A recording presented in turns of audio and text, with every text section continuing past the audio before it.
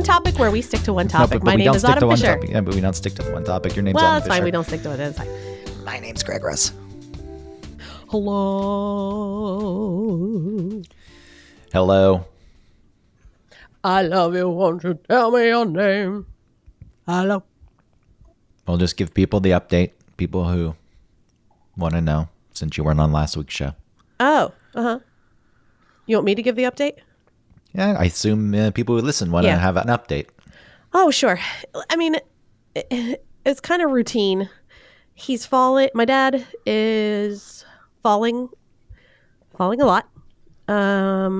And sometimes he's okay.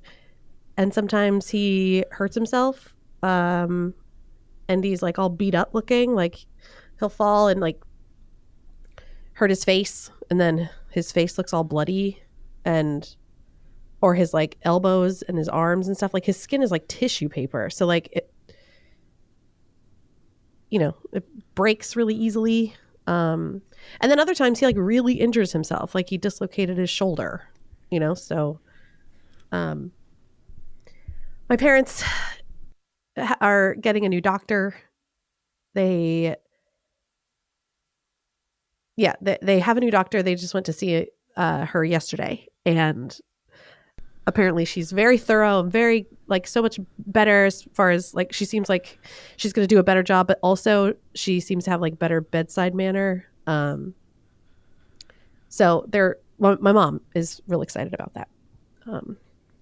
So my dad's been on some medication that I think because he's, you get older and you get like on blood pressure medication. It seems like that's just what you do. I guess it's because he had high blood pressure. I know. So I guess if you have some high blood pressure symptoms, then you get on it. And he had a heart attack like a million years ago. Oh, there they are. You're ready to take them? My 5 milligram. At the ready? Yeah, they're just sitting here. I'm at my dresser. This is where I keep them. Yeah. Because at night, this is where I will remember to take them. If they're in a medicine cabinet, then I'll forget. Do you not take anything else? That's the only thing you take? Yeah. Wow, that's cool. Well, should I be on a lot of medications at this point? No, I don't take like a lot of medications, but I do take a lot of like vitamins and stuff. Yeah, just vitamin D sometimes and okay. A B complex to get that neon urine. I can't take the B complex. It makes me sick. Take it with food. Yeah, but yeah. I take everything at night. Anyway, you fired the doctor.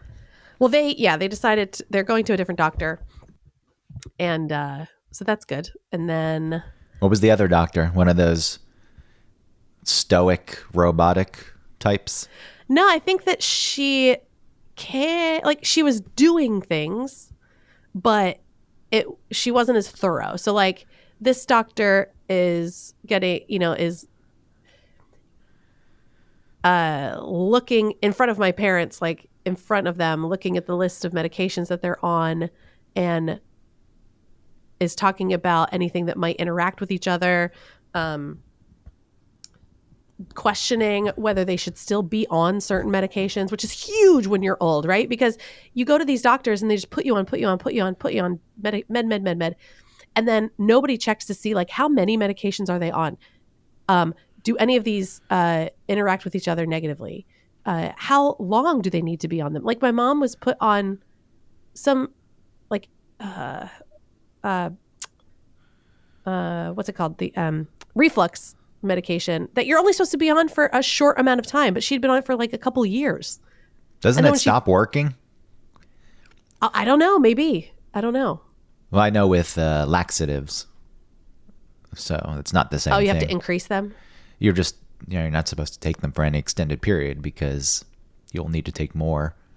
Your body will adjust. Yeah. Also, it depends. There's such a range of different laxatives. But I will say, when we went to London, I for whatever reason, I don't know, I hadn't gone to the bathroom in days. A lot of times when you're traveling, that happens, I think. Yeah. So I was like, man, it's been like 3 days, and I just hate the thought of it all being inside of me. Like, it's in there. It's just loads of shit that you're carrying around inside of your body, and I really wanted to get rid of it. So I took a laxative, and the range of them working is anything from 30 minutes to 24 hours. And I took 2. No, I took 3 because I thought taking 3 would get it done faster, because the next day we were getting on the train and going to York. And I was like, I'll take 3. That'll make it happen faster, because I don't want to be, on a train or in a different place when it hits. And, as fate would have it, the first movement happened while we were on the train, but I just went to the bathroom in the train. Like, it's a single stall, and it's not the worst thing. And I thought, okay, well, if it happens there, that's fine. And as soon as we got off the train, like, I don't know if the standing up and the movement triggered it, or if it was just coincidence, but it was one of those instances where, the cramping is awful, but the fear, I don't ever really have the fear that I'm going to shit my pants. Yeah. But that was one of those instances, like, I could see how this happens. Yeah. It's coming. It's leaving you, whether you can't control it anymore. That was awful. We found a coffee shop, but it was a coffee shop where you had to have a code for the bathroom. So I went and stood by the bathroom in hopes that somebody would come out. But Christina went and bought something so she could get the code. And luckily I made it in. That's we don't need to go into details after that. Other than once I was in the bathroom, again, a single stall, I don't know. I guess people are dumb. Other people are like trying to get in, like they're pressing the code. That's fine, because I don't think there was an indicator that the stall was occupied. Yeah. It's really just a door, like a Starbucks. Think about a Starbucks in the single bathroom. But there was nothing to say it was occupied, but they put in the code and they tried to open it, and then it was locked because there was a deadbolt. But like whoever was out there couldn't figure out that maybe somebody was in there, because they kept pressing in the code and like shaking the door as hard as they could.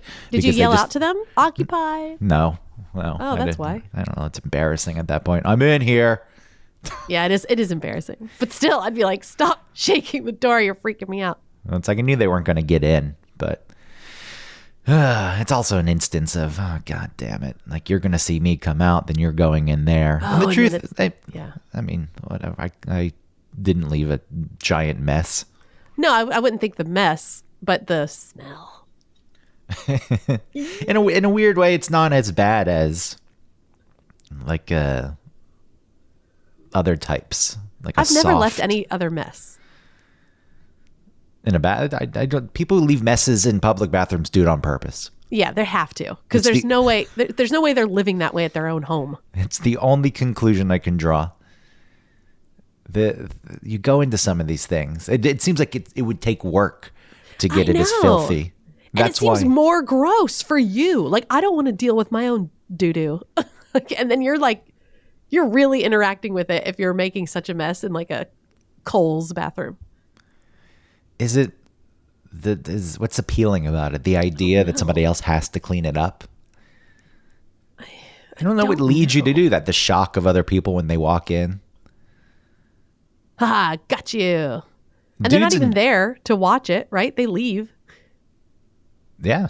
I mean, maybe they don't. Maybe it's a whole thing of people hiding out in bathrooms to watch the reactions of others after they blow the stall up. And, I mean, dudes piss all over the place. That's what I don't understand. Urinals. I guess I get it, because it's like fun, I guess, maybe in a way. It's not fun. You have like a hose. Whee! It's not fun. Like, underneath urinals, there's no reason for there to be a puddle of piss. Is it because they're like drunk and they slip and like they're or maybe they're on the nod, and they're like it's in places that aren't bars. Right. You can go to any public bath. I would give more of a pass, sure, if it was at a bar and people are drunk. And then the toilet. Yeah. It's a giant hole. It's not very difficult to not piss on the toilet seat. If you don't lift it up, it's not that hard to not piss on the toilet seat. Sure, maybe starting and stopping a little gets on there. Then you wipe it up. Yeah, you do wipe. Yeah. just having it all over the place, and then shit stained on the back of the bowl, splattered. Well, I guess if you're exploding. Did you explode when you were sick? What a question. What a question. To answer, yes. But I cleaned the place up. I cleaned it up. It's amazing how it can kind of go everywhere. I know. Bam! Because you're holding it in and it's being forced out. So it's a double whammy. Somebody should get one of those Phantom cameras, the high frame rate cameras. And so we can watch it in slow motion. From the inside of the bowl up to the butthole. I'm thinking a profile view, so you have to have a person who's sitting in like a half toilet. Like you've seen the sneeze before. Yeah. In slow motion. Uh-huh. Oh my God. People would be really into that. Explosive Watch the butthole diarrhea. explode. I mean, it's probably something somewhere. It probably looks like birds. Have you seen like birds poop? They like lift up their tails and their buttholes get all exposed and they go like, pew, and they... Yeah, it's all just mixed together for them. Yeah, pee and poop. Is the white stuff the pee? I don't know. I do not know the inner workings of a bird's digestive tract. You don't know avian digestion. I do know protocol? that eggs come out the same hole. Yeah, because of the magic school bus. I learned that. I feel like there's be some people out there who, once they know that, maybe would never eat eggs again. It is kind of disgusting. It's like this came out the chicken's butthole. Yeah. Enjoy your omelet. But it's like same hole, different channel. It's not like the poop and the eggs are mixed together. No, but it comes together at some point. The two channels converge. Just like your pee and your jizz. Yeah, but that's the thing. It converges. Those don't mix together very often. I mean, if they are, it's bad. Yeah, you've got retrograde ejaculation. That's what that's called.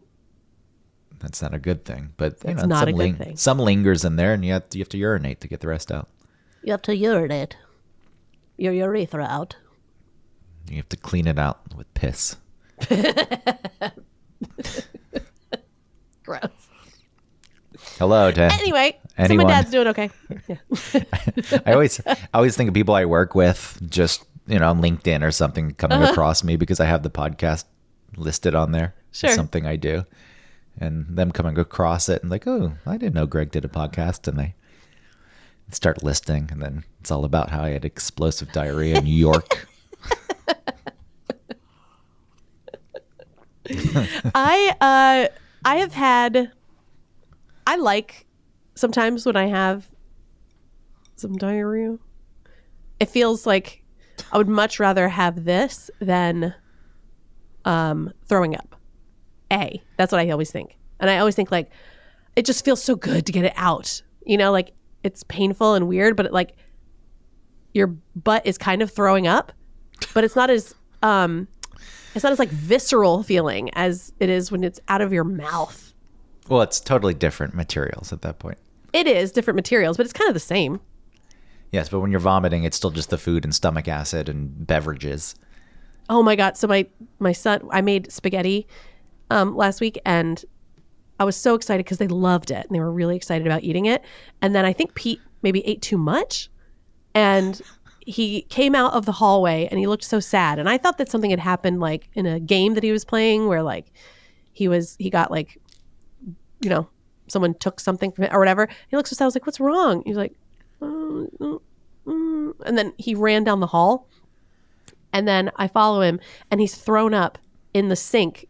Like he made it to the sink, but the sink is filled with spaghetti. Like he didn't even, it's like it wasn't even eaten. Yeah, it was like a bowl. It was like the bowl of spaghetti that I gave him was darker when he ate it, and now it's like vodka sauce or something. Like it was incredible. He scarfed it down. And he drank milk, so it was like curdledy. It was so gross. I had to scoop it out of the sink. It was so gross. Yeah, that's pretty. But disgusting. It was also incredible. Like Pete, it is a bowl of spaghetti. Did you chew? With noodles. I had this experience in college when I ate ramen and then drank too much. It's the same. It's so the weird. Ramen came up and the noodles were intact. Yeah. No, How? Why are we not chewing? It's not really a food that you chew. It's got a slippery texture, and it just kind of glides down your esophagus. Yeah. There's not too much chewing needed. I'm also a person who doesn't eat way too quickly. Oh, you eat way too quickly. I eat to the point where food gets stuck in my throat, and then I have to drink water very quickly, so that it creates a pressure and pushes the food the rest of the way down, and it hurts. Oh, that's not good. Why do you do that? And sometimes there's too much water, and the food's still kind of stuck. The food has moved past the windpipe, so there's not. Right. I mean, it's just past it, but I can still breathe. But when you drink that much water at once, it still backs up a bit. So then it feels like you're drowning or choking. Yeah. Until it actually pushes itself down. Why do you chew so fast? And there's the feeling that the esophagus wants to push it back up. So it's like, I don't know, will this go to my windpipe and block it? Trachea? Block it. I don't know. I don't think it will, but why do you do that? Yeah. What are you in a hurry for? I don't really like eating. I just want to get it over with. It's a chore. It's like, all right, here's the thing I got to do. And when I'm hungry too, I just want to, like a dog. Just like, food. Okay, you need one of those dog food mazes so you eat slower. You need those plates. I've tried eating slower. It's like, enjoy the food. Yeah. Let the taste wash over your tongue. Feel the texture on your palate. The mouth feel. Oh, shut up. I have to read mouth feel again. Anyone who uses mouth feel, if you're some kind of budding food bloggist, don't use fucking mouth feel. It's not a technical term. It's a disgusting term. You're not higher or fancier or anything by using the term mouth feel. Mouth feel. You haven't come across this? this? Do they just want to say that instead of it's smushy feeling in your mouth? Yeah, yeah. It's a more elegant way of talking about food. Talking about bagels or pizza crust and just the right amount of chew, and the mouth feel is spot on. How much are you reading? A lot of food blogs? No, you just come across this shit. Everyone's got their gimmick. Some of these people who are, food. They're not even professionals. They're not chefs. They're just people who eat, who garner large followings. Right. Food influencers. And they travel to different cities and post. Sometimes they just look good eating too. So there's a Korean word for people who look that make food look better because they're eating it. And so I think that is something. I think Julia Roberts got that job in wherever she went to Italy, and she ate pasta, whatever that movie was. I have no clue. The one where she had to go find herself because she was getting old. She turned 40 or something. Yeah, that. I think she probably looks good eating. So that's why she got that job. Yeah, what is that movie? Under the Tuscan Sun? No. I knew that wasn't it, but that was the first thing I thought of. Julia Roberts' traveling movie. Wait, don't tell me what it is. I want to find it in my head. Yeah. Other people are shouting the fucking name. Yeah. Give me a hint. It's 3 words. Word, comma, word, comma, word. Eat, pray, love. Yeah. Yes. Actually, I don't know. I see it both ways. Some don't have the commas. Oh, that's fine. But it helped me get it. Thank you. Eat, pray, love. She thought she had everything she wanted in life: a home, a husband, and a successful career. Now she's newly divorced and facing a turning point. She finds that she's confused about what is important to her, so she goes and eats pasta in Italy. That's all you need. 35% on Rotten Tomatoes. I've never seen it. I guess the spaghetti that she ate in Italy was al dente. I was watching something where somebody, instead of saying al dente, was eating pasta and was insisting that the term was al dente. I think it was like Eric when he makes mistakes. I think it was Love Is Blind. It was. Oh, are you watching the new season? Yeah, I am. The show, it's not the same. Okay. Well, I'm hating every dude. But then I'm starting to feel pretty upset because I'm starting to hate. I'm starting to be shoot. What's Hannah's dude's name? Dorca. Yeah. Dorca. Oh yeah, we have weird names for them. So like that's his actual last name. It is? Yes. Dorca? That's his. How could you not pick up on this if you're watching the episodes? I forgot. Dorca. Ew. Well, he is a Dorca. That's his actual last name. Well, I didn't like him, and now I'm feeling bad for him. Nick. Because Hannah is such a butthole.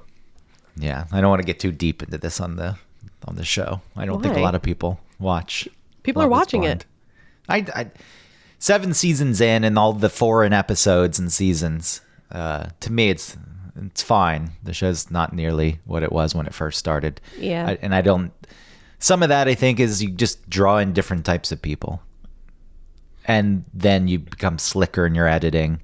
Like, first seasons of anything, like, I don't know, we're trying this thing, and it always feels a little more real. Like, yeah, that's true. Yeah. It becomes a caricature of itself, which is annoying when you've been there from the beginning. That's why I've given up on a lot of Housewives. Yeah, because now everybody knows the game. Everybody knows that, like, this is what you have to do. This is what you do. And it's not as real. They want the drama. And they just want to stay on the show. I'll say yes because I don't know what to do because I really want to stay on the show, but I don't like you. Well, the producers want the drama. I know that you need the drama in order to have an interesting show because every season there's one couple that's just the boring couple because they don't have too many issues. And what issues are presented really aren't that big. And, that's what the show is supposed to be about. It's like, yeah, I don't know. I didn't know this person. I talked to them and now we love each other and we're just going to get married. And they're very matter of fact. And it's boring. So they like the people who are messes. But as time goes on, you get more of these situations and these types of people are like, all right, well, this isn't what it set out to be when it first started. Yeah. Well, Joe knows Brittany, the one that they didn't film the rest of her stuff with Leo. The one that they got together and she was like, oh yeah, she's awful. He's awful. Oh, she's kind of cool. I like her. No, she was not cool. I like her. You like her? Oh, I'm I'm a gold digger and I'm okay by that. And I need to be treated like a fucking princess. And I have very high standards and you're never going to meet them. She was so pretty though. Okay. And that Leo guy. Anyway, Leo's the worst. I'd rather talk about the more diarrhea. Okay, I'm sorry. And, I'm down to talk about this. I just don't think it's something that most of the people listening to this show want to talk about. And also when I listen to other shows and they start talking about some inane TV show they're watching that I don't care about. Yeah, that's true. I get it. I get bored. Yeah, that's true. That's a good point. Fucking. Okay, sorry. We'll have our special Love is Blind episode. our Patreon episode. Yeah. All you have to do is spend $50. You know what we should do? We should talk about a Patreon that doesn't exist. Just to garner interest. I don't know if mentioning a Patreon garners interest anymore. I think people have heard Patreon so much that it's just white noise. Yeah, but I mean, like if we say, oh, we'll talk about it on Patreon. Then people will be like, what? Where's the Patreon? I want to be on that. Sure. I mean, if we could drive it to the point where people get really interested in the Patreon and can't find it, and then we actually do put it together, there's going to be such demand for it that we could charge, $600 a month. Oh, yeah. For an additional 30-minute episode. The value is there. Oh, my God. That's true. I mean, this episode's going to be truncated because I got a work meeting at 11:30. Yeah. We're not giving people the full hour. I'm sorry. Part of it was my fault. How was it? Why? Because I came later. You came late, and then I came later, too. Like 10 minutes. I thought my morning was clear. Then a meeting popped up so we can talk about nothing. We have a meeting. Yeah, what's your meeting about? Some bullshit? I don't know. It's some new project, but it's early on where they just say, well, these are the things we're thinking. Like, I'm on the post side. I don't really give a shit until production is over, or at least production is happening. When it's in the concepting phase. It's like, I don't care. It's good for me to maybe know what's coming, but also none of this stuff is so complex that you can't just tell me what it is like 2 days before it needs to go into mix and I can't figure it out. It's like I don't need to be there every step of the way. It's only so many things you can do. It's pretty inefficient. Like, we decided to all move to, we can have these meetings, and stay home and everything, but no one is being efficient about like who actually needs to be there, what actually needs to be said. And like, if there's nobody there to say how long they should be, or if there's nobody there that cares about like, I only want this to be 30 minutes, it's like, there needs to be some sort of like, I want to say like training on how to efficiently. They try to implement it. They try to say, hey, look, let's not have meetings on Fridays, which for the most part people respect. And I know every once in a while that a meeting's got to pop up. Yeah. Really think about if you need a meeting. If it's just something you can reach out a person and talk to them for 5 minutes, don't set up a meeting. Try to end your meetings 5 minutes early. So if you have back-to-back meetings, it's not just like 5 minutes isn't too much, but it's not just straight into from one into another. But nobody cares. Like, I have my meetings. And we'll just, how many meetings I go on and I don't say a fucking thing.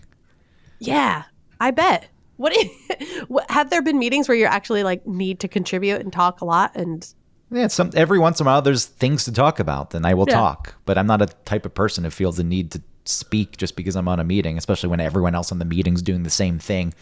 I got to get my words in now. It's like, go get I felt that way on the radio show when something is happening and everyone's feeling very motivated to like make a sound. You know what I mean? Okay, so like there's something, sometimes like someone, like the boys, to me, right, from my side, the boys are all talking. They're blah, blah, blah, and they're going crazy. And like, then there's some sound that happens, like maybe like a bell, like a bring, bring or something. And then everybody does the bring, bring. Like everybody makes the little sound. And I'm just leaning back and I feel the most like you in those moments. You just disappear for long stretches. Yeah. Because for if they're talking about sports, it'll go on for 45 minutes. Especially Jared, man, he loves sports. Maybe you should learn a little bit about sports. I don't need to. I don't need to talk about it. Oh, give me a break. You were just getting into baseball. I wasn't getting into it. You were. No. What do you mean getting into it? Then the season ended because the Orioles failed again. I didn't even know the season ended. Orioles went to the playoffs and didn't win any games. I've always liked going to a baseball game. I was going to talk about the Dodgers and how much I hate them, but don't want to bore you with sports. Yeah, I do disappear because I don't know. And also it's like, okay, if it's sports, that's one thing. And then if it's like, sometimes I don't know, you can't jump in when Eric's talking. There's just times when it's like, you're not going to make it. Well, you'll always be pulled in. That's the thing. With Jared saying, Autumn told me last night that she's really into Tom Brady becoming part owner of the Raiders. Yeah, and then I have to sit back up and be like, hey, yeah, it was Tom Brady. Yeah. He's trying to get you involved.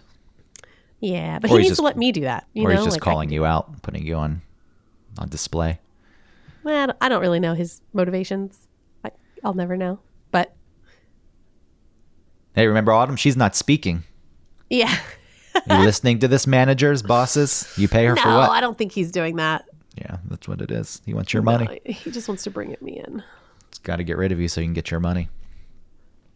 They wouldn't disperse that money. It's cutthroat, backstabbing business. I mean, you're right. I mean, that might be true, but the money part, if they got rid of me, there's no way they'd just distribute the money back into the group. They're keeping that money and claiming it as profit. You're right. No place has ever laid people off. And then, and then if somebody's laid off because a position isn't needed anymore, that's a different thing. It's like, all right, sure. Glut forms sometimes.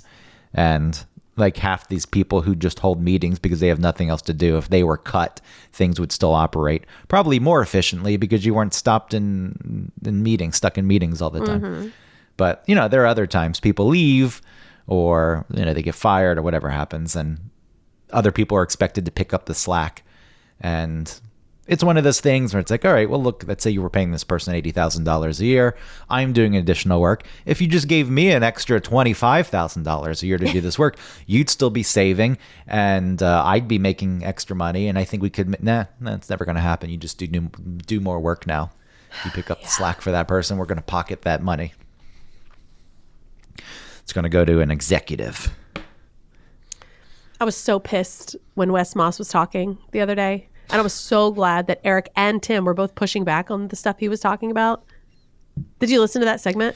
No, I didn't hear the segment, but I think George, I was joining the show that day after Wes, and I asked George how the show was going, and he said that Wes said that, I don't know, like companies that consolidate and buy up every business, that's a good thing. Yeah. He's like, it made a lot of people a lot of money. Yeah, it made a lot of people who are invested in that company that is eating the rest of the world alive a lot of money, and everyone else who needs to just survive and buy goods, are getting fucked. And it shitifies the entire world when everybody operates that way. Yeah, fucking dick. I fucking hate when Wes Moss is on. He can't make a point because he talks so slow, and then he goes off on tangents while in the middle of trying to make some point. And then what he says is so annoying. Like that, the way that the company, talking about the CEO of Starbucks and how he's doing a good job. Like, fuck you, you idiot. I was like, is this the same CEO that takes his private plane to work 3 days a week? Because he doesn't live in Seattle? And what? You said that, and what was the response? I said a lot. I said that. I said, what, was it just more of a rhetorical question? Nobody answered? I know you didn't. No, I wanted to make sure that we were talking about the same person. Because I knew that because we were also talking about Chipotle. And and Wes Moss was saying how successful Chipotle, they really turned it around. No, they fucking didn't. People don't like Chipotle. People complain about Chipotle constantly. They are growing, though, and they're opening more stores. I know that with Chipotle. Yeah, because they've understaffed stores. They've lowered their margins. Like they've lowered their margins in two ways: by cutting back on the amount of product that's given to customers, and then also the quality of the products that they're using. So they've lowered their margins. So they have all this false profit, and so now, they're saying false profit.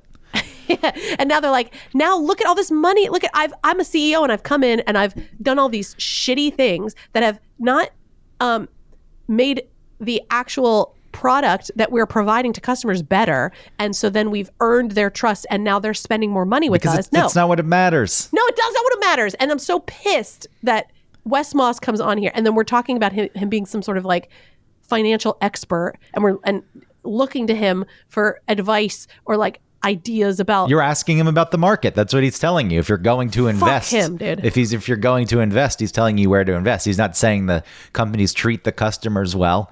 At some point, when you're a public company, that becomes secondary. The first thing. I don't know enough rich people, but when it's eat the rich, he is number one on my list because he is an idiot for talking like that. And it's insulting to me because he's coming from a place of wealth and maybe privilege in a way, right? Like money privilege, like wealth privilege. And talking about the way, like, if he has no scruples saying that, like, okay, if he's just there to talk about what'd you say, the markets, right? If he's just there to say Chipotle is successful and here's why, if he had any principle, he should say, but the way that they're doing that is this same way that is happening to all these companies, Bed Bath & Beyond, CVS, Walgreens. Like, it's happening all over the place. It's not ethical, and it's not good, and it's not building a better world. They need to show growth. Yeah, and fuck them, dude. When you're not actually growing, you got to cheat the system and show that, you're bringing in more money than you did last quarter, and that comes at the expense of the customer. Now, at some point, the idea is, well, if you piss off the customers, they're not going to show up, and your whole business is going to struggle. But Chipotle, I don't know, is a different one because I rarely even ate Chipotle when it was, really famous. I liked it when it was when everyone was on board. I think when it first started, I was in Atlanta and we had like Willie's burritos, and I was like, why the hell am I going to go to fucking Chipotle? And at that point, McDonald's had invested. Like they're fully separate now. But in my mind, I didn't know the extent of the involvement. So I thought it was just a McDonald's outpost, like a new restaurant they put together. I was like, I'm not fucking eating there. I'm going to go eat these burritos over here. So I was never really on board with Chipotle. I had it a few times. It was fine. But with, what was the other one? Starbucks. Yeah, with Starbucks, I feel like they really lean on the fact that they've saturated markets. Though here in New York, Starbucks used to be everywhere. And not saying there still aren't a lot of them, but they scaled back. It wasn't going so well, I guess, because other coffee markets like that goddamn Gregory's coffee. I say that because the logo is like a pair of glasses and curly hair. Yeah, and the glasses are coffee mugs or cups, but in a very basic way, it looks like me. So I can't fucking stand it. But those places have popped up everywhere. So there's apparently a hole for coffee, or there's the market can support that many coffee places. So something's going on with Starbucks, but I guess for a while they leaned on we're everywhere. We're really, really your only choice. Or, we've got you sucked into our rewards system and you want to get your fucking points so you can get your free cup of coffee once a month and you'll keep coming here. So I never went to Starbucks enough to know how it's changed. I did read that a lot of the discounts and perks have been scaled back with this new CEO. Yeah. So great. Hey, public company. Let's check out Starbucks stock, shall we? Well, I was going to say the Chipotle's prices used to be like $6. And now it's like gone up 20%. It's like $11 or something. Ooh, look at this. Maybe it's 10. On August 9th, Chipotle stock $75. On August 13th, $95. Right. So, look how well he's doing. That's what he was brought in to do. Oh, it doesn't matter that there's all this discord on the streets about Chipotle sucking. And did you see that video that the CEO came out with where he was like, Chipotle's cool. All you have to do is, if you want a little more chicken than they're giving you, just give them that little bit of an eye. And then they'll give you more chicken. Is that true? Yes. No. What's true? The video? No, that he said you just have to look at them and point at the chicken or something. You signal to the chicken and they just give you more chicken. Yeah, you can ask for that and they'll give you a little bit more, but then you have to pay for it at the end. They'll add it to your thing. Extra chicken. Yeah, what does Chipotle run these days? Let's see. Order now. Oh, they have smoked brisket. They're expanding their menu. If you would like a lifestyle bowl, shut the fuck up. What the hell is a lifestyle bowl? What's a lifestyle bowl? I'm trying to figure it out. Before you order, we got to find your Chipotle. Yeah, let me put in the fucking zip code. We got to find your Chipotle before you can order. This is riveting as I look up my Chipotle that's two. Is it a salad? A salad is $11.85. A lifestyle bowl. Rice, I knew it was black $12. Beans, chicken fajita veggies, tomato sauce. It's all the same shit. It's no different than a burrito bowl, except you get the rice. You get light rice. Here's super greens, lettuce blend. Whatever. These things are $15, $16. Yeah. It's the burrito bowl's $11.85. The burrito's $11.85. The salad's $11.85. And when Chipotle was hopping and bopping, it was $6. And do you remember the sizes of those burritos and how it was impossible for the person to roll?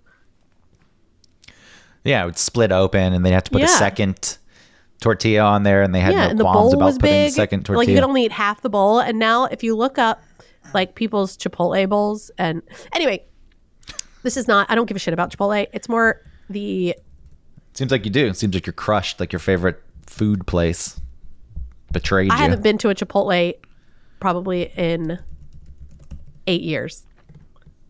But what I'm saying is, it's just like Bed Bath & Beyond and how that ended. Chipotle. Sorry, I looked up a burrito bowl. Yeah.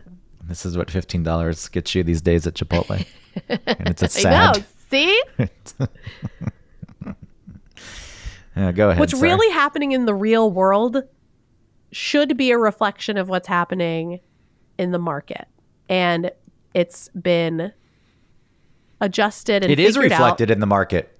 Maybe the market reflects, maybe the real world. No, you're saying whatever's happening in the real world should be reflected in the market. Maybe the market reflects what's happening in the real world. Instead, all these companies are consolidating and all prices are shooting through the roof. So stock prices are going up. So the people invested in the market are making a lot of money. And the people who aren't invested in the market are spending more money and have less money. Like to me, they're just completely correlated. Yes, that part is. One-to-one reflection. No, that's true because that is what's happening. I'm not saying that. I'm saying that the product sucks. And yet, you are showing that the stock price or whatever is showing that like nothing's wrong, and that's what I'm talking about. How it's not right. Well, I mean, Chipotle did go down, so at some point, I think here's where maybe the problem comes in. The stock price starts to reflect the loss in quality or service or whatever's going on. So the stock price starts to drop. Profits are dropping. They bring a bullshit. So then they bring in a CEO instead of fixing the things they should fix. They just employ their tricks of the trade that they get paid millions of dollars to do that any fucking moron from the street could figure out. Like, don't use as much air conditioning. Yeah. Buy cheaper ingredients. Get rid of coupons. It's like, oh, wow. You get paid millions of dollars for that. But at the end of the day, when they do show higher profit margins and the stock goes back up, he's done his job and everyone, well, not everyone's happy, but the people who care about the stock price are happy. Yeah, it's annoying. Anyway, all right, it's 11:30. I have to go to this meeting. All right. Sorry. My stock tip, Rocket Lab, RKLB. You should buy it. Hold on to it for 15 years. Okay. It's a long play. It's a space company that's going to compete with SpaceX. It's all about the CEO at this company. We're talking about shitty CEOs, but this is a guy who actually is a nerd who loves space. And, cool. Some companies do have that CEO that you buy into. It's like this guy actually, cares about the business and what they're doing. Well, it's a sign of trust, right? It's like, I can trust this person. Yeah, if he left, I would sell my Rocket Lab stock. Okay. But, it's up to $10 now. I bought it at 5 something. I have 335 shares. I'm going to be loaded one day. Wow, you're fancy. When it gets to like the level of Nvidia, I'm going to be loaded after several stock splits and increasing company value. I'm gonna have $700,000. Can't wait. It's just going to take go to your meeting. 15 years. And everybody, thanks for listening. Like and subscribe, rate and review. Tell your friends. Goodbye.